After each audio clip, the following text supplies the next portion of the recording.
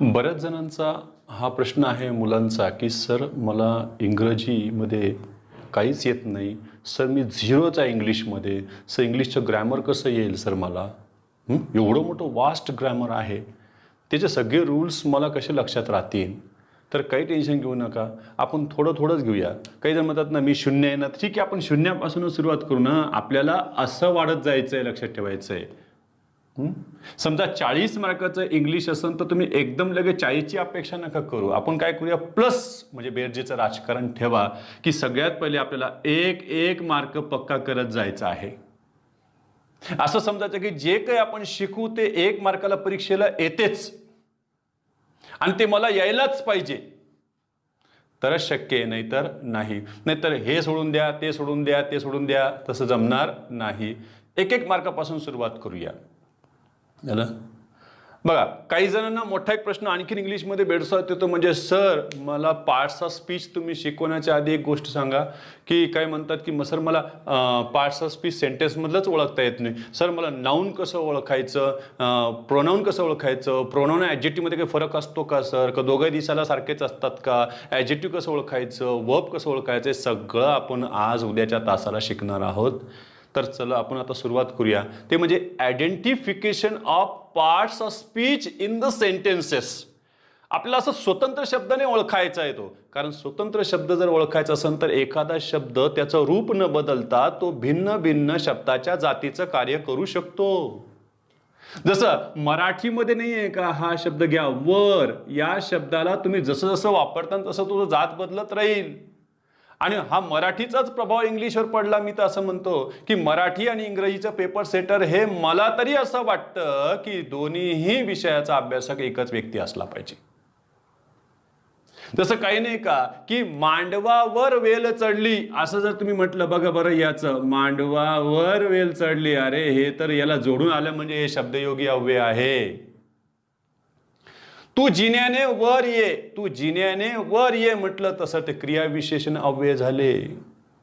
दशरथाने कैकईला 2 वर दिले. सर हे वर म्हणजे वचन झाले, वरदान झाले सर. वर काय झालं सर, हे नाम झाले. काय म्हणते की वर पिता चक्कर येऊन पडला. सर हे वर पिता मधलं, अरे वर नामाच्या आधी आलेले, नामाची माहिती. तर वर पिता म्हणजे वराचा पिता, वराचा बाप. मग वर काय झालं याच्यामध्ये, विशेषण झाले. अरे वर बघा ना, त्याचं रूप न बदलता त्याचं कार्य बदलायला लागला, कार्य बदलतं त्याची जात बदलली. मग तसंच इंग्लिशमध्ये काही वर्ड्स असतील ना की जे स्पेलिंग न बदलता, म्हणजे त्यांचं रूप न बदलता ते वाक्यामध्ये भिन्न भिन्न जातीचं कार्य करतात. याचा अर्थ त्या शब्दाची जात त्याच्या कार्यावर आधारित असते, त्याच्या यूजवर आधारित असते. म्हणून आपल्या युसेज फार महत्वाचे आहेत. तर ते आपण आता पाहूया.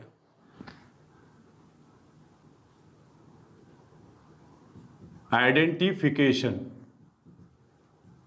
Of parts of speech in the sentences. वाक्यामध्ये त्यांचा अभ्यास करायचा आहे आम्हाला. पार्ट्स ऑफ स्पीच कोणकोणते आहेत बघा बरं. पार्ट्स ऑफ स्पीच, आता असे 65 प्रश्न कोणी विचारणार सुद्धा नाहीये तुम्हाला परीक्षेला की how many parts of speech are there in English. 8च आहेत. कोणते कोणते सर, त्याच्यामध्ये नाऊन, सेकंड वन प्रोनाऊन, मी मुद्दाम शॉर्टकटमध्ये देतोय, adjective, third verb, adverb, fourth one preposition, then conjunction आणि लास्ट वन इंटरजेक्शन. प्रत्येकाचे काही ना काही डेफिनेशन आम्हाला माहीत असलं पाहिजे. छोट्या छोट्या गोष्टी आपण सगळ्या माहीत करत करत जाऊया. एक शब्दाची जात घेतली तर ती एका शब्दाची जात शिकून होणार नाही, त्याच्यासोबत बाकीच्या पण आम्हाला ते इंटरलिंक झालेले असतात, ते शिकता शिकता येऊन जातात. बघा त्याच्यामध्ये आपल्याला सगळ्यात पहिले आपण वळतोय ते म्हणजे कशाकडे, नामाकडे. एक वरवरचा जर तुम्ही अभ्यास केला तर व्हॉट इज नाऊन.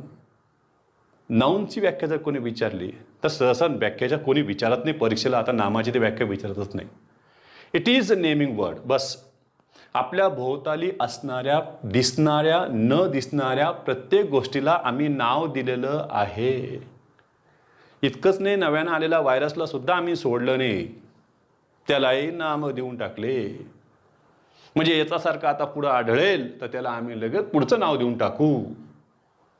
त्याला प्रत्येकाला आम्ही नाव देतोय. बघा, नाऊन, नाऊनच्या ऐवजी येणारा शब्द कोणता असतो? Pronoun. Pronoun. What is pronoun? It is used for noun. It is used instead of noun. नामाच्या ऐवजी वापरला जाणारा शब्द सर्वनाम. ऍडजेक्टिव्ह हा कोणाची माहिती देईन? तर लक्षात ठेवा, ऍडजेक्टिव्हचा मुळातच एरिया ह्या दोघांपुरताच आहे, बाकीच्या पुरता नाही. ऍडजेक्टिव्ह दुसऱ्या कोणाची माहिती देणार नाही. Adjective gives proper information about noun or pronoun. It qualifies noun or pronoun. कोण झाला तो? Adjective. Verb हा काय करतो असतो कधी पण? आपण म्हणतो ना, verb is the soul of the sentence. फक्त verb जरी वापरलं तरी सेंटेन्स कंप्लीट होते. आपण एखाद्या म्हणतो कम, कम इन, लगेच त्याला आता एक शब्द वाढवला आपण. Come and sit here. आता मी त्याचे दोन वर्ब वापरले, come sit, come sit, come and sit here. एकूण 4 शब्द, त्यातले 2 शब्द कोणते होते? वर्ब होते. म्हणजे वर्ब असा शब्द आहे की जो तुम्हाला काय करतो, तो एकटाच पूर्ण सेंटेन्सला घेऊन चालू शकतो. म्हणून त्याला आपण सोल ऑफ द सेंटेन्स म्हणतो. तो वाक्याचा आत्मा असतो. झालं. मग वर्ब बद्दल माहिती द्यायला कोण येणार? बघा, याचं काम कोणाची माहिती देणं? या दोघांची. याचं काम कोणाची खरी माहिती देणं? वर्बची. ॲडवर्ब हे वर्बची माहिती देत असतं. Adverb it is a word that adds something to the meaning of the verb. वर्बच्या मिनिंगमध्ये काहीतरी ॲड करणं त्याचं काम आहे. इतकंच नाही तर हे ॲडवर्ब ॲडजेक्टिव्ह मध्ये सुद्धा काही ना काहीतरी ॲड करत असतं त्याच्या आधी येऊन. इतकंच नाही तर ॲडवर्ब हे ॲडवर्ब मध्ये सुद्धा काही ना काहीतरी माहिती ॲड करत असतं. या सुद्धा परीक्षेला व्याख्या विचारलेल्या, आपण ते सर्व घेत जाऊ. प्रेपोजिशन यालाही आपण पाहूया. प्रेपोजिशन याला जर आपण पूर्ण शब्द लिहून पाहिला तर लक्षात येईल, अरे याची पोझिशन कुठं आहे? प्रीपोजिशन. प्रीपोजिशन. पोझिशन कुठे? प्री. कधी पण लक्षात ठेवायचं. एक्झाम पहिले मेन्स नसती होत, प्री होत असते. प्री आधी होणारे. मग प्रीपोजिशन. मग प्रीपोजिशन कुठे येतो? Preposition it is a word that प्रिसिड्स noun or pronoun. नाम किंवा सर्वनामाच्या आधी येतो. नाम किंवा सर्वनामाच्या इंग्लिशमध्ये आपण त्याला आधीच म्हणूया. झालं. मराठीमध्ये तो पुढून येतो. मराठीत कुठे येतो? पुढून. पाहिलं, मराठी डावीकडून उजवीकडे. प्रेपोजिशन हा कोणाच्या आधी आला? अरे नाउन किंवा प्रोनाउनच्या आधी येतो. कोण? प्रेपोजिशन. याची सुद्धा मागे व्याख्या विचारली. मग तो नाउन किंवा प्रोनाउन असेल, एखादा नाउन क्लॉज असेल तरी त्यांच्या पण आधी येणारा कोण असू शकतो? तो प्रिपोजिशन. याची पोझिशनच कुठे असते? प्री म्हणजे आधी. कशाच्या आधी? नाउन किंवा प्रोनाउनच्या आधी. आणि तो नामानामामध्ये किंवा नाम सर्वनाम किंवा सर्वनामा सर्वनामामध्ये संबंध घडविणारा शब्द असतो प्रिपोजिशन. कंजंक्शन हा शब्द बघा. कंजंक्शन. कंजक्ट करणे, काय करणे म्हणजे जोडणे. It joins 2 words or 2 sentences. आपण एवढं लक्षात ठेवा की 2 वाक्यांना जोडणारा जो शब्द आहे तो म्हणजे कोण? याच्यामध्ये कंजंक्शन. कंजंक्शन बद्दलही व्याख्या समजून घ्यायची. एक लक्षात ठेवायचं की हा किती वाक्यांना जोडणार आहे? 2 सेंटेन्स. सेंटेन्स नंबर 1 आणि मी त्याला जोडण्यासाठी एक कंजंक्शन घेतलेले आहे आणि परत मी इथं सेंटेन्स नंबर 2. आणि तुम्ही पाहिलं असेल की सेंटेन्समध्ये इम्पॉर्टंट कोण असतो? तर soul of the sentence verb असतो. कोण असतो? वर्ब. मग याला सब्जेक्ट असले तरी चालेल. म्हणजे याचा अर्थ किती वर्बला जोडण्याचं काम करतोय? 2 वर्बला जोडण्याचं काम करतोय कंजंक्शन. बघा, मी शॉर्ट सांगतोय, हे लक्षात ठेवत चला, कारण आपल्याला याचा उपयोग इथं होणार आहे. आयडेंटिफिकेशन ऑफ पार्ट्स स्पीच मी तिथं सुद्धा लिहून देईन, तुम्ही नका टेन्शन घेऊ त्याचं. तुम्ही तसं बडबड करत चालले, आता आम्हाला पिरियड आणि संपून गेल्यानंतर काय? अरे शिकवलेलं लक्षात राहतं ना, आठवायचं परत एक 10-1 मिनटं की काय काय झालं होतं. आणि इंटरजेक्शन ते काय करतंय की आपल्या फिलिंग्स एक्सप्रेस करण्यासाठी काय करतोय आपण, जे वर्ड्स वापरतो त्यांना आपण इंटरजेक्शन म्हणतो. Means interjections are the words which are used to express emotions. जसं आउच, कंबर दुखली गेली, आउच, वागताना लगे आउच सुरू झालं आपलं. कोणी वारलं असं, दुखत निधन झालं असं, नाही त्याचे अलॅस, आनंद झाला, हुर्रा हुर्रा हुर्रा हुर्रा लगेच वापरतो. ब्राव, हे काय वापरत असतो आपण? इंटरजेक्शन्स वापरतो. मग त्यातलं सर्वात पहिले आपल्याला काय घ्यायचंय? नाउन. वाक्यातील नाऊन कसे ओळखावे असे आपण सब टायटलच देत जाऊया. म्हणजे आपल्या लक्षात येईल की नाम कसं ओळखायचं सगळ्यात मोठं ही कसरतच आहे. कारण एकदा सेंटेन्समधले आपल्याला हे पार्ट्स ऑफ स्पीच ओळखता यायला लागले तर मला असं वाटतं की बरंचसं काम सोपं होऊन जाईल. काल ग्रुपवर मी एक टेस्ट टाकली होती बघा, एक 14 ते 15 मार्काची. ही याच्यावरच होती. मी काय म्हटलं होतं का सुरुवात देऊन पाहूया. एक 10-12 जणांनी ती परीक्षा दिली आणि त्यांचे रिझल्ट लगेच त्यांना भेटून जातात. लगेच तुम्ही सबमिट करा, तुमचा रिझल्ट तयार. बघू ना काल काय काय चुकलंय आपलं तुमच्या टेस्टमध्ये. ज्यांनी नसन दिली त्यांनी आज द्या. बघा आज नक्की तुमचे मार्क वाढतील 100%. त्यातलं बघा बरं सगळ्यात पहिले वाक्यातील नाऊन कसे ओळखावे.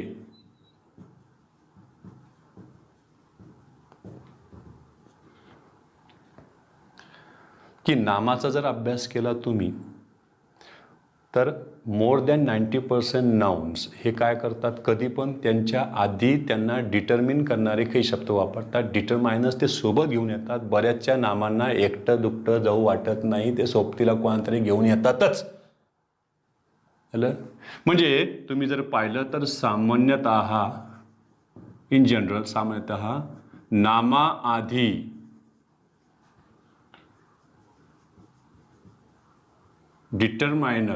डिटरमायनरच आपण काय म्हणतो ॲडजेक्टिव्ह. लक्षात ठेवायचे सर्व डिटरमायनर्स हे ॲडजेक्टिव्ह असतात, पण सगळेच ॲडजेक्टिव्ह डिटरमायनर्स नसतात. झालं. कारण काही गुण दाखवणारे पण ॲडजेक्टिव्ह आहेत आमच्याकडं. डिटरमायनर किंवा ॲडजेक्टिव्ह बघा सामान्यतः नामाआधी डिटरमायनर किंवा ॲडजेक्टिव्ह वापरले जाते. म्हणजे एक पोझिशन आम्हाला नामासोबतच का आली ती म्हणजे कोणाची ॲडजेक्टिव्हची. ॲडजेक्टिव्ह हे इन जनरली कशाच्या आधी येईल नाऊनच्या आधी येईल. म्हणजे याचा अर्थ ॲडजेक्टिव्हची पहिली पोझिशन काय आली बिफोर नाऊन. मग तसं प्रेपोजिशन पण आधी होता ना, पण प्रेपोजिशन हा फक्त 2 शब्दातला संबंध लावतोय. हा सरळ सरळ माहिती कोणाची देतोय नामाच्या आधी येऊन नामाची माहिती देणारा शब्द तो कोण झाला ॲडजेक्टिव्ह. त्याला आपण डिटरमायनर म्हटलेलं आहे. झालं.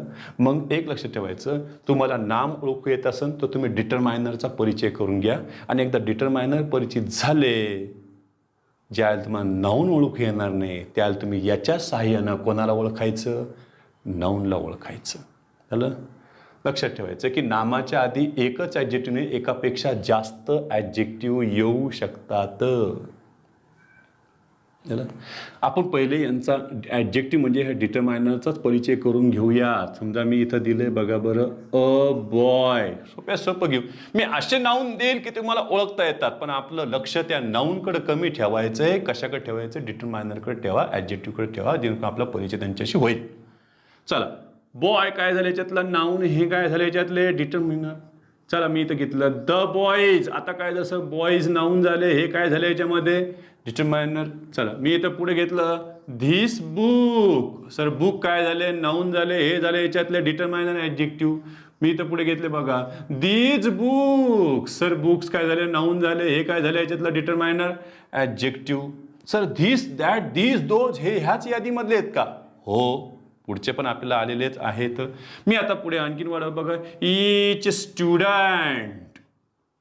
आता काय झालं स्टुडंट काय झालं नाऊन, ईच काय झालं याच्यामधलं डिटरमायनर ॲडजेक्टिव्ह. मी परत घेतलं इथं बघा नीदर. काही जणांना नायदर सुद्धा वाचतं. नीदर बॉय किंवा नायदर बॉय हे नाऊन झाले, हे कोण झाले याच्यातले ॲडजेक्टिव्ह म्हणजे डिटरमायनर. तुम्ही ईदर किंवा त्यालाच केलं तुम्ही आयदर किंवा ईदर असं देखील. Either book. बुक काय झालं याच्यामध्ये हे झालं नाऊन आणि हे काय झालं याच्यातलं डिटरमायनर ॲडजेक्टिव्ह. झालं. सर हे असे किती काही येतील लक्षात ठेवत जायचे. तेच तुम्हाला मेन मदत करणार आहे कशासाठी नाऊन ओळखण्यासाठी. मग आता असे काही उदाहरणं येतील तुम्हाला की त्याच्यामध्ये आपण शब्द पाहिला त्याला वर्बच म्हणू, पाहिला ॲडव्हर्बच म्हणू. आपले कॉन्सेप्ट आपण काय करतो असलेल्या ज्ञानावरून नसलेल्या ज्ञानाचा अर्थ लावायला जातो. बघा आता मी इथं शब्द दिला एक उदाहरण बघा ही इज पुअर असं जर मी लिहिले आणि तुम्हाला म्हटलं ह्या 3 शब्दांच्या जाती ओळखा तर सर मनात ओळखायला सुरू करताना सगळ्यात पहिले तुम्ही वर्बला ओळखलं. इज हे बीचं रूप आहे. Am is are present form मधलं 3rd पर्सन सिंग्युलर इज. हे कोण आहे सर ही. अरे सोपं आहे सर प्रोनाउन. आम्हाला काही एवढं येत नाही का. वर्बच्या आधी कधी पण सब्जेक्ट असतो आणि सब्जेक्ट हा नाऊन किंवा प्रोनाऊन असतो. इतकं एवढं लक्षात ठेवूया सध्या तरी आपण पार्ट्स ऑफ स्पीचसाठी. हे कोण याच्यातलं? प्रोनाऊन. मग हे कोण आहे सर? अरे हे याची माहिती देतोय, म्हणजे हा कोण झाला पठ्ठ्या? ॲडजेक्टिव्ह झाला. मग काय पाठ करून ठेवता का? Poor adjective, poor adjective, poor adjective. आता हे 8वी 9वी 10वी पर्यंतचं ज्ञान आपण थोडंसं पुढे वाढवूया. परीक्षक फार चत्र आहे, तो तुम्हाला सेंटेन्स असे देईल.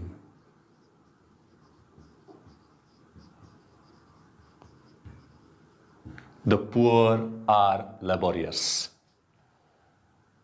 मग याच्यामध्ये पुअर, आता हे काय आहे? पुअर ॲडजेक्टिव्ह आहे का नाऊन आहे? लक्षात ठेवायचं. मग हे कोण आहे याच्यातलं? आर्स हे वर्ब आहे. हे वर्ब आहे. तर मला सांगा, जर तुम्ही याला ॲडजेक्टिव्ह म्हणता त्याच्या आधी कोण आहे बघ बरं याच्यामध्ये? द आहे. म्हणजे असं तुम्ही एक लक्षात ठेवायचं उदाहरण की ए आणि बी हे दोन मित्र फार सोबत असतात, इतके सोबत असतात की बस जिगरी यार जय आणि विरूचे.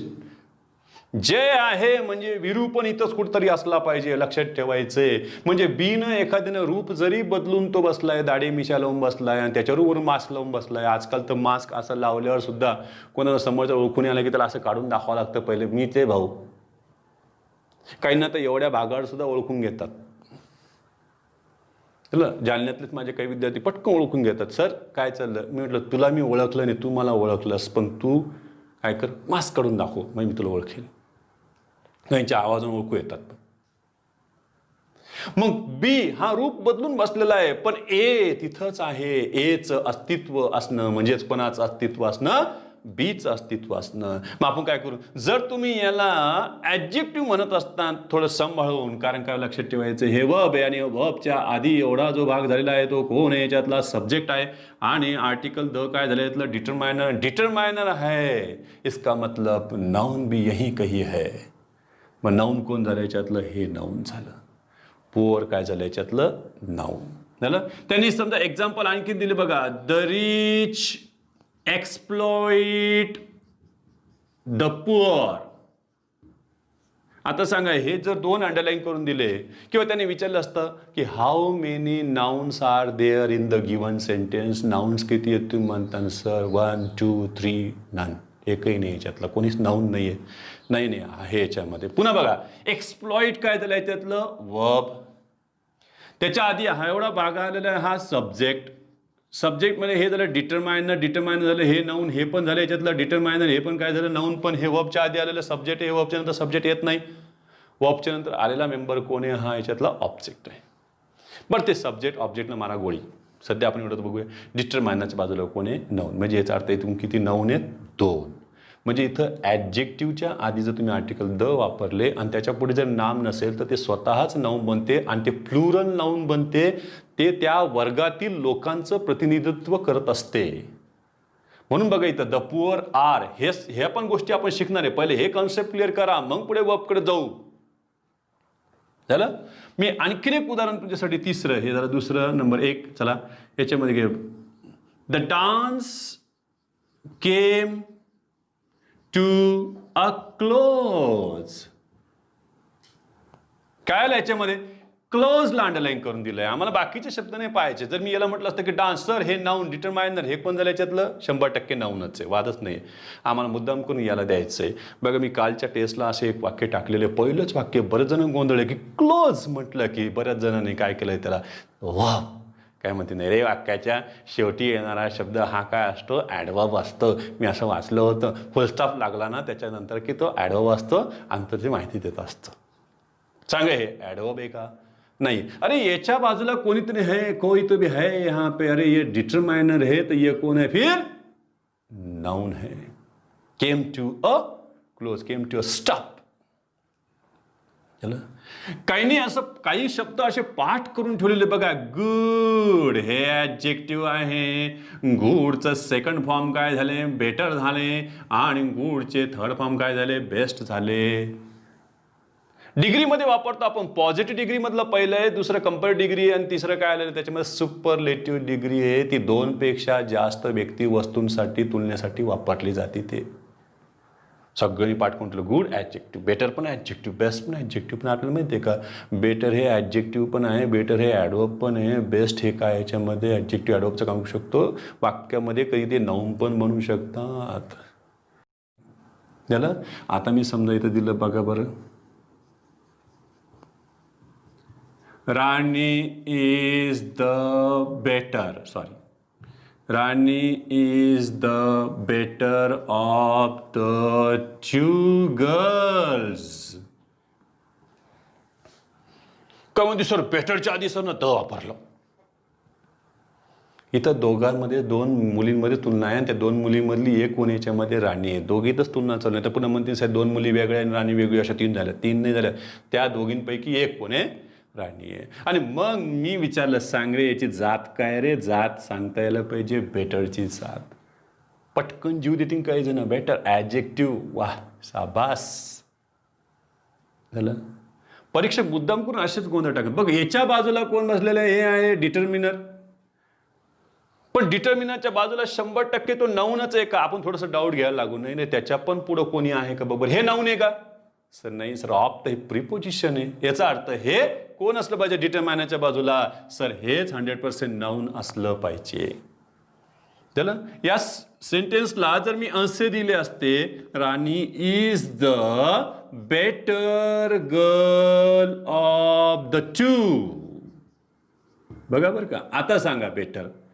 सर हे झालं डिटर्मिनर आणि हे झालं नाऊन. अरे गडबड नको करू, खरं ह्या बेटरच्या बाजूला कोण येतं, गर्ल नाऊन आहे, हे कोण याच्यातलं ॲडजेक्टिव्ह आहे. मग मला एक सांगा की बरेच जण याला ॲडजेक्टिव्ह लिहितील, मग परीक्षक या दोन वाक्यापैकी कोणत्या वाक्याला सिलेक्ट करून जर त्याला बेटरचं पार्ट ऑफ स्पीच ओळखण्याला समोरचा चुकला पाहिजे हा जर त्यानं उद्देश ठेवला असेल तर तो 100% पहिलंच वाक्य निवडेल, कारण त्याला बरेच जण ॲडजेक्टिव्हच म्हणतील. तसंच मी बेस्टबद्दल देखील वाक्य करू शकतो. बरोबर. Of the three girls, of the three girls Rani is the best, Rani is the best. आता बघा मी द बेस्ट म्हटलंय, राणी इज द बेस्ट. मग द काय झालं डिटरमाइन, बेस्ट काय झालं ॲडजेक्टिव्ह नाही रे, ते नाऊन आहे. म्हणजे त्यांना काय म्हणायचं, Rani is the best girl of the three, तीनपैकी ती, त्या अर्थाने त्यांनी घेतलेलं असतं. तर एवढा एक स्क्रीनशॉट काढून घ्या. मला असं वाटतं की नाऊन थोडंफार का नाही होत, पण क्लिअर झालं असं की डिटर्मिनरच्या भरोश्यावर आपण कोण ओळखायला लागू नाऊन. आणखी बराचसा पार्ट आपल्याला ओळखायला शिकायचा आहे. आणखीन आपण उदाहरणं पाहणारच. एवढं एक स्क्रीनशॉट काढून घ्या. सामान्यतः नामाआधी डिटरमायनर किंवा ॲडजेक्टिव्ह वापरले जाते. आपण एक पहिली पोझिशन पाहिली, एक तर ते ॲडजेक्टिव्ह किंवा काय म्हणून आपण त्याला डिटरमायनर हा कोणाच्या आधी येईल, नाऊनच्या आधी येईल. पहिली पोझिशन कळाली आम्हाला त्याची. आणखीन एक मेंबर आपल्याला ओळखीचा करून घ्यायचा आहे, तो म्हणजे प्रिपोजिशन. कारण हा एक मदत करेल आपल्याला नाऊन ओळखण्यासाठी. प्रिपोजिशन हा शब्द सामान्यतः कोणाच्या आधी वापरला जाणार आहे, नाऊन किंवा प्रोनाऊनची बाब. प्रिपोजिशन हा शब्द नाऊन किंवा प्रोनाऊन आधी वापरला जातो. पण हा काय करणार आहे, दोन नामातील किंवा दोन सर्वनामातील किंवा एक नाम एक सर्वनाम यांच्यातील काय करत असतो, तो वाक्यामध्ये संबंध घडून आणत असतो, योग घडून आणत असतो. म्हणून त्याला आपण शब्दयोगी अव्यय म्हणतो. शब्दांचा योग घडून आणणारा शब्द प्रिपोजिशन. त्याची नावाची पोझिशन कुठे, त्याची प्री, कोणाच्या आधी, नाऊन किंवा प्रोनाऊनच्या. आणि हे नाऊन किंवा प्रोनाऊन ऑब्जेक्टिव्ह केसमध्ये असतात, ते सब्जेक्टिव्ह केसमध्ये नसतात. नाऊनबद्दल तुम्हाला एवढं कळणार नाही, पण प्रोनाऊनमध्ये मला 100% कळलं. मला सांगा तुम्ही ऑफ आय लिहिता का कधी, तर नाही, ऑफ मी लिहिणार आपण, ऑफ मी. झालं. म्हणजे याच्यानंतर ती ऑब्जेक्टिव्ह केस तुम्हाला वापरावं लागेल, सब्जेक्टिव्ह केस वापरता येणार नाही. हे चुकलेलं आहे. याच्याऐवजी तुम्हाला काय घ्यावं लागेल, इथं मी. मग ती केस आपल्याला त्याच्यामध्ये ओळखता आली पाहिजे. पण सध्या आपण प्रिपोजिशन कोणासाठी शिकतोय, नाऊनसाठी. झाले. बघा यांच्यामध्ये काही उदाहरणं मी यासाठी देतोय. मी असेच प्रेपोजिशन सिलेक्ट करणार आहे की जे रूपाने पुढे चालून ते प्रेपोजिशन न राहता किंवा कार्यानं ते पुढे काय करतील, प्रेपोजिशन न राहता ॲडवर्ब बनू शकतात किंवा कंजंक्शन बनू शकतात. अशा शब्दांचा जास्त आपण अभ्यास करायचा आहे. उगा आपल्याला फापट पासरा प्रेपोजिशनचा सगळा गोळा करत बसायचा नाही. चला आता मी इथं घेतलं बघा, in the room he preposition phrase आहे. यांचा लीडर कोण आहे तर इन आहे. या सगळ्यांचा लीडर कोण आहे याच्यामध्ये इन आहे. मेन कोण याच्यामध्ये इन, तो लक्षात ठेवायचं. म्हणजे यांच्यामध्ये बघा हे कोण झाले नाऊन. कशामुळे सर हे डिटरमायनर ॲडजेक्टिव्ह आलेले आहेत आणि यांच्या आधी आलेलं हे इन कोण आहे याच्यातलं प्रिपोजिशन. मी पुढे घेतले बघा, आफ्टर द फर्स्ट टर्म किंवा टर्म इन एन एक्झाम. काय काय तुम्हाला ओळखू आलं ते बघायचं पहिले. बघ बरं सर याच्यामध्ये द आले, डिटरमायनर आले, मग याला लगेच नाऊन म्हणतो का तर नाही. याच्या पुढे हे नाऊन आहे, हे कोण झाले परत एकदा ॲडजेक्टिव्ह. याचा अर्थ नाऊनच्या आधी एकापेक्षा जास्त शब्द ॲडजेक्टिव्ह म्हणून कार्य करू शकतात. आणि मग सगळ्यांचा लीडर कोण आहे हे आफ्टर, हे कोण झालं याच्यातलं प्रेपोजिशन. मी इथे घेतलं आणखी एक शब्द घेतला बघा, फॉर अ वाईल. काही जण लगेच लक्षात ठेवतात वाईल ॲडवर्ब पटकन म्हणून मोकळे. थांबा, याची हिंट बघ रे बाबा. याच्या आधी कोण आलेलं आहे हे डिटरमायनर आलेलं आहे. म्हणजे हे कोण आहे नाऊन आहे. हे यांच्या आधी आलेलं सगळ्यात कोण आहे प्रिपोजिशन. मी घेतलं इथं बघा, बिफोर हिज अरायवल. काय म्हणतो सर अरायवल वर्ब आहे. नाही, अराईव्ह वर्ब आहे आणि अराईव्ह मधलं ई निघून त्याला एल हे जे सफिक्स जोडलंय आणि त्या सफिक्सनं त्याला त्या वर्ब पासून केलेलं नामात रूपांतरित केलंय. हे झालं याच्यातील नाऊन, हे झालं याच्यातलं डिटरमायनर ॲडजेक्टिव्ह आणि हे कोण झालं याच्यातलं प्रिपोजिशन. मी शब्द फक्त घेतोय त्यांच्यासाठी बघा, सिन्स माय बर्थ. काही जण मला विचारतात सर तुम्ही जालना या शहरामध्ये केव्हापासून राहता, तुम्ही मूळचे कुठले. मी म्हटलं मूळचा मी अमरावतीचा, पण राहतो मात्र इथं जन्मच माझा इथला झालेला आहे. कुठला जालनाचा. नुकतं 44 वर्ष कंप्लीट झाले. असं म्हणायच्या ऐवजी मी सरळ सांगन ना, मग कशाला होतं फॉर 40 इयर्स पण म्हणण्यापेक्षा मी काय म्हणेन सरळ सरळ बाबा सिन्स माय बर्थ, जन्मल्यापासून मी इथंच आहे. I have been living in Jalna since my birth. मी हे बर्थ म्हटलेलं लक्षात ठेवायचं. इंग्लिशमध्ये हे एक बर्थ आहे आणि हे एक बर्थ आहे. दोन बर्थमध्ये फरक आहे लक्षात ठेवायचं. हे सुद्धा शब्द शिकावे लागतात आम्हाला. हे बर्थ कुठं असतं, अरे रेल्वेमध्ये नाही कधी आडवी सीट टाकलेली असते, तसेच त्या स्लीपर कोचमध्ये सुद्धा असतात, त्याला बर्थ म्हणतात. झालं. त्याच्यावर बरेचसे कमेंट्स, बरेच जोक्स वगैरे आलेले आहेत. तुम्ही बऱ्याच ठिकाणी वाचत असताना, व्हॉट्सअपवर वाचत असताना ठिकठिकाणी की इंग्लिशचा कसा प्रॉब्लेम आहे. झालं. बोलण्यामध्ये बर्थ कळत नाही कोणतं बर्थ बोलला, पण लिहिल्यावर मात्र 100% कळलंच अरे हे चुकला लिहिताना बर्थ. की जसं एक एक कार्टून मी वाचलं होतं. त्या कार्टूनमध्ये होता की एक व्यक्ती त्याच्या लहानशा लेकराला घेऊन आणि त्याचं लेकरू त्या सीटवर झोपण्यासाठी भांडत असतं आणि तिकडे एक बाई असती. आता ही बाई मी कल्पना करा फक्त, ही ती सीट देत नसती आणि मग तो एका TCला बोलवतो, तिकीट चेकरला, आणि तो म्हणतो की ही बाई माझ्या मुलाला काय देत नाही, सीट देत नाही. तो काय म्हणतो, she is not giving birth to my child. आता सांगा वाचलं तर अर्थाचे अनर्थ व्हायचे. तर इथं कोणतं बर्थ पाहिजे होतं, हे बर्थ का हे बर्थ, नाही तर विचित्र झाले. ती माझ्या लेकराला काय करत नाही, जन्म देत नाही, असा व्हायचा अर्थ विचित्र झाले. इथं काय प्रॉब्लेम झाला रे, काय पाहिजे तिथं BERTH birth, since my birth. मग याच्यामध्ये बर्थ काय झाले नाऊन आणि हे कोण झाले याच्यातले ॲडजेक्टिव्ह डिटरमायनर आणि हे कोण झाले याच्यातलं प्रिपोजिशन. आपल्याला याच्यातले काही वर्ड्स सॉर्टिंग करून ठेवावं लागतील की याच्यातला हा नमुना इन, आफ्टर, बिफोर, सिन्स हे फार आपल्यासाठी महत्त्वाचे आहे. झालं. आता आपण एक गोष्ट शिकूया, ती म्हणजे काय की बघा नाऊन ओळखीचं करता करता आम्ही ॲडजेक्टिव्हला ओळखीचं केलंय, थोडंफार काय नाही होत. नाऊन सोबत आम्हाला ओळखीचं कोण झालंय, प्रिपोजिशन. नाऊन किंवा प्रोनाऊन म्हटलं की इथं सुद्धा परिचय व्हायला लागला. अरे pronoun is a word that is used instead of noun. नामाच्या ऐवजी वापरला जाणारा तो शब्द आहे प्रोनाऊन.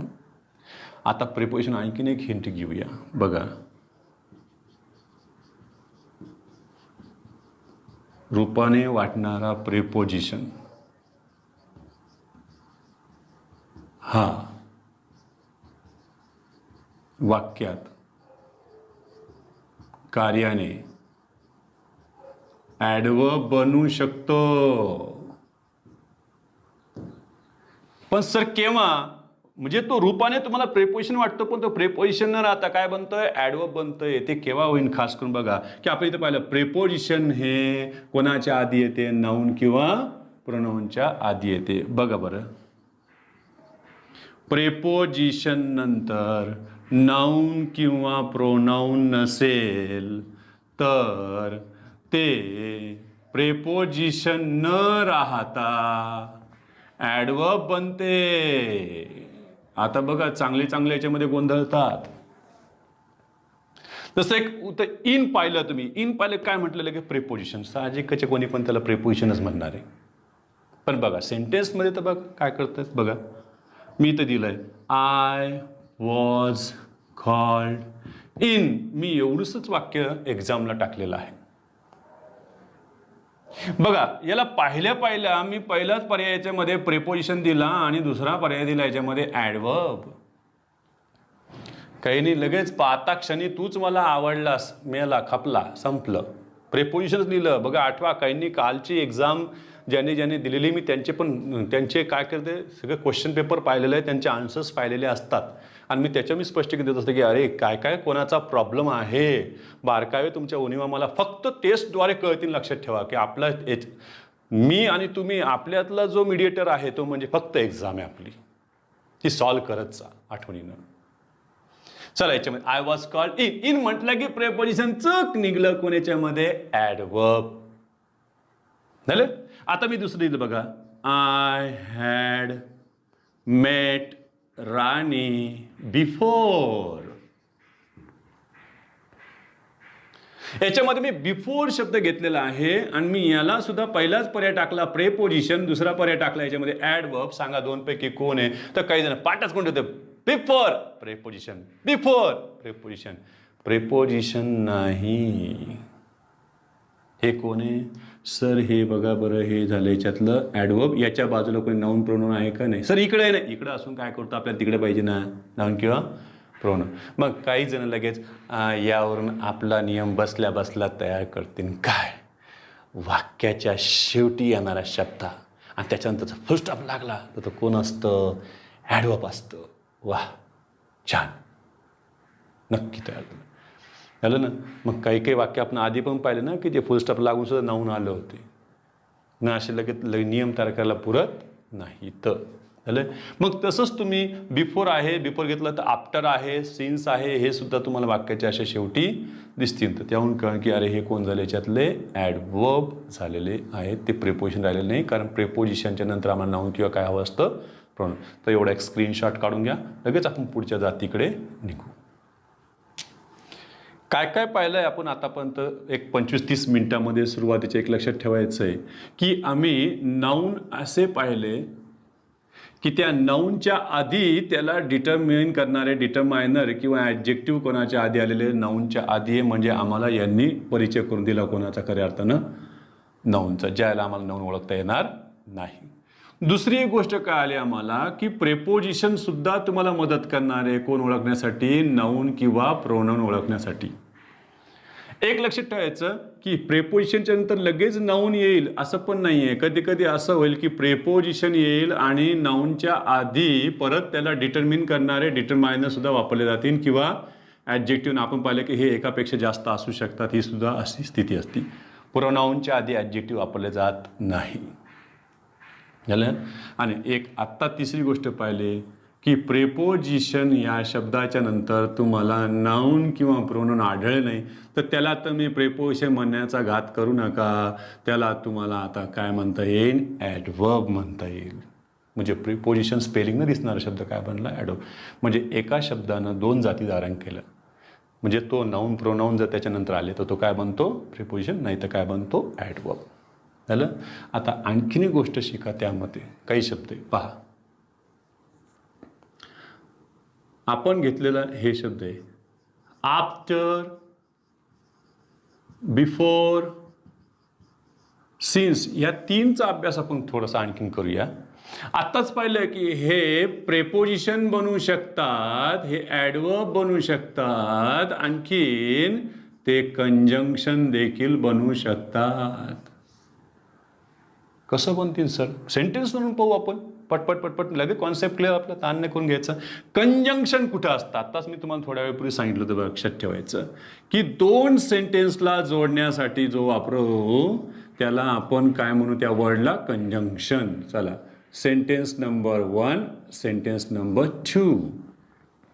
सेंटेन्समध्ये मेन कोण असतो? तर सेंटेन्समध्ये मेन वर्ब असतो. म्हणजे एकूण लक्षात ठेवायचं, त्या सेंटेन्समध्ये 2 वर्ब तुम्हाला जर आढळले तर समजायचं हा पठ्या कोण आहे, याच्यातला कंजंक्शन. चला पाहूया त्यांचा रोल आपण एक एक सेंटेन्सवर पाहतो. बघा बरं, मी इथं घेतलंय, I had finished the work before. मी आणखीन एक वाक्य लिहिलंय, I had finished the work before his arrival. आणखी एक सेंटेन्स वाढवला मी, I had finished the work before he arrived. सगळ्या ठिकाणी अंडरलाईन करून घ्या, बिफोर बिफोर बिफोर. आता काय म्हणते सर, मी तिन्ही ठिकाणी टोला मारला सर, तिन्ही ठिकाणी प्रेपोजिशन लिहिलं सर, एका ठिकाणी बरोबर आलं माझं. अहो परीक्षा आपली टोले मारायची नाही ना. तो का student of the year first part वाटला काय? जय माता दी, जय माता दी, जय माता दी, जय भोले द्या टोले, जय भोले द्या टोले. तसं जमत नाही ना, टोल्या टोल्याचं नाही ना हे. कारण जिथं तू प्रेपोजिशन लिहायला पाहिजे तिथं तू दुसरंच काहीतरी लिहून टाकलं. एक्झॅक्ट वर्ड आम्हाला तर लगेच तो वर्ड आणि त्याची पार्ट ऑफ स्पीच, त्याचं स्थान ओळखता येणं आवश्यक आहे. आता इथं मध्ये बघा, बिफोर. बिफोरला तुम्ही इथं प्रेपोजिशन म्हणणार का? तर सर याच्यानंतर तुम्हाला फुल स्टॉप दिसतोय, नाऊन प्रोनाउन दिसत नाही. म्हणजे हा 100% कोण आहे? ॲडवर्ब. जे तुम्हाला लवकर ओळखू येतं ते बघायचं, लक्षात ठेवायचं. मग चला आता इथं बिफोर हे कोण आहे? ह्या 2 बिफोरमध्येच कन्फ्युजन आहे. काही तर लगेच म्हणजे सर बिफोर परत प्रेपोजिशन. अहो प्रेपोजिशन मग कोणतं प्रेपोजिशन आहे, वरचं का खालचं, ते पण बघावं लागेल ना आपल्याला. चला या याच्यामध्ये बघा, बिफोर हिज अरायवल. अरायवल कोण आहे हे आत्ताच पाहिलं आपण, नाऊन. नाही तर परत काही जण काय डोकं लावतील, सर इथं काय आलं होतं हे सर प्रोनाऊन. नाही, प्रोनाऊन नाही, हे कोण आहे? ॲडजेक्टिव्ह. नाऊनच्या आधी येणार हे ॲडजेक्टिव्ह आहे, डिटरमायनर. 100% हा कोण झाला याच्यातला? प्रेपोजिशन. आता आपल्याला कंजंक्शन पाहायचं आहे. कंजंक्शन म्हटलं किती? 2 सेंटेन्सला. खरंच 2 सेंटेन्सला जोडलं बघ बरं. I had finished the work he arrived. Arrived काय झालं याच्यातलं? वर्ब. आणि हे फिनिश्ड, हॅड फिनिश्ड काय झालं याच्यातलं? वर्ब. किती वर्ब झाले? 2 वर्ब. पुन्हा म्हणून कसं रे, बिफोरच्या नंतर सर प्रोनाऊन आलं होतं. अरे पण हे सब्जेक्ट आहे, ह्या वर्बच्या आधी येणार, त्याचा काही संबंध नाही आहे. हे फक्त 2 वाक्याने जोडण्याचं काम करतोय. म्हणजे हा कोण झाला याच्यामध्ये? कंजंक्शन झालं. म्हणून हे काही वर्ड्स आहेत जातीचं काम करताना दिसेल, 3 जातीचं काम करताना दिसेल, ते आपल्याला ओळखता आलं पाहिजे. झालं. ओनली सारखा शब्द हा ॲडवर्ब बनू शकतो, हा ॲडजेक्टिव्ह बनू शकतो, हा कंजंक्शन बनू शकतो, ते पाहावं लागते आपल्याला. झालं. समजा मी एखादा शब्द असा दिला, only you can do this work. फक्त तू आणि तूच हे काम करू शकतोस. काय म्हणते सर? ओनली. सर हे प्रोनाऊनच्या आधी आलं होतं, हे झालं वर्ब. प्रोनाऊनच्या आधी येणारा शब्द कोण झाला सर? ॲडजेक्टिव्ह. अरे प्रोनाऊनच्या आधी ॲडजेक्टिव्ह येत नाही, नाऊनच्या आधी ॲडजेक्टिव्ह येते, प्रोनाऊनच्या आधी येत नाही. मग मला सांग, हा पठ्या ॲडजेक्टिव्ह झाला का? नाही सर. मग हा कंजंक्शन झाला का? अरे कंजंक्शनसाठी जोडायला पाहिजे ना त्यांना. 2 सेंटेन्सला 2 सेंटेन्स कुठे? एकच सेंटेन्स आहे. नाही तर पुन्हा होती 2 वर्ब होते, 2 नाही ते पूर्ण म्हणून एकच झाला संच. झालं. पूर्ण ती वर्ब फ्रेज तयार झाली. मग हा पठ्या कोण झाला याच्यातला? ॲडवर्ब. कारण वाक्यामध्ये ॲडवर्बचं स्थान हे निश्चित नसते. झालं. त्याच्यामध्ये आम्ही म्हटलं he is the only son of his parents. The only son म्हटलं, सनच्या आधी ओनली आलं ॲडजेक्टिव्ह. झालं. मग आपण त्यांच्यामध्ये आणखीन उदाहरणं पाहूया. एवढं स्क्रीनशॉट काढून घ्या. आज आपण फक्त याच्यामध्ये काय काय पाहिलं, याच्यामध्ये नाऊनच्या आधी डिटरमाइनर्स, त्याच्यानंतर नाऊनला ओळखायला गेलो, ढूंढने गए ते नाम को और बहुत से लोग हमें मिल गए. आम्हाला कोण कोण भेटलं, आम्हाला नाऊनसोबत मिळाला कोण, त्याच्यामध्ये ॲडजेक्टिव्ह झालं. मग आपल्याला आणखीन जे उद्याच्या तासाला समजा ओळखायचं असं, उद्या तासाला आपल्याला जे शिकायचं ते म्हणजे प्रोनाऊन आणि ॲडजेक्टिव्ह या दोघांमध्ये काही शब्द आहेत का सामायिक, की जे गरज पडली तर प्रोनाऊन आणि गरज पडली तर ॲडजेक्टिव्ह बनतात, त्यातलंच देखील आपल्याला बघायचं आहे. इतकंच नाही तर आपल्याला उद्याच्या तासाला हे पाहायचं आहे की ॲडजेक्टिव्हचं एक स्थान आम्हाला कळालं आहे सर, ते नामाच्या आधी येतं आहे. मराठीमध्ये नाही का, नामाच्या आधी येणारं अधिविशेषण आणि नामाच्या नंतर येणारं विधिविशेषण. आपण इथं वर्बच्या आधी म्हणजे इथं नामाच्या आधी आणि दुसरं वर्बच्या नंतर नामाशिवाय येणारं जे विशेषण आहे त्याचाही आपण अभ्यास उद्याच्या तासाला करणार आहोत. आपल्याला ॲडजेक्टिव्ह आणि ॲडवर्ब यांच्यातला देखील फरक उद्याच्या तासाला पाहायचा आहे. तर आपले कोणी मित्र असतील आणखीनही त्यांना सांगा की, आणि तुम्हीही उद्याच्या तासाला आवर्जून हजर राहा, इतरांनाही सांगा.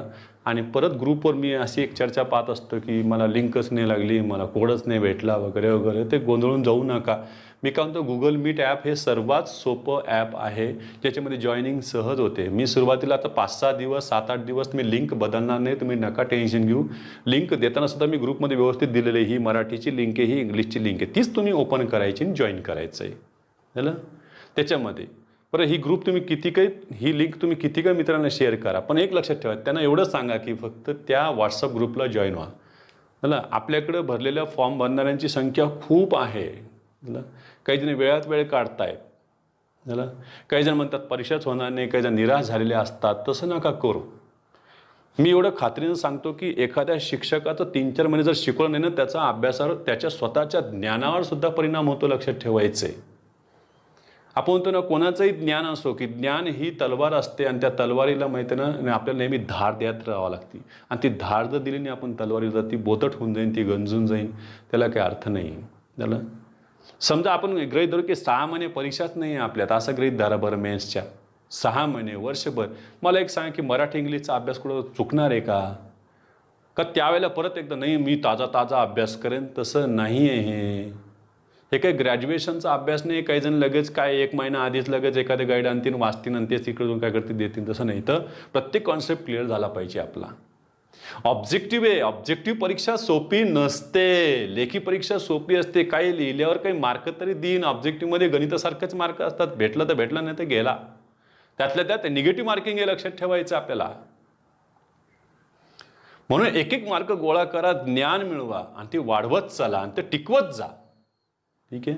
तर एवढ्यावर आपण थांबूया. उद्याच्या तासाला परत आपण भेटूया पुढचं शिकण्यासाठी. सुरुवातीला येणं 5 मिनिटं मी यांची रिव्हिजनच घेईल, नंतर पुढे निघेल. थँक्स.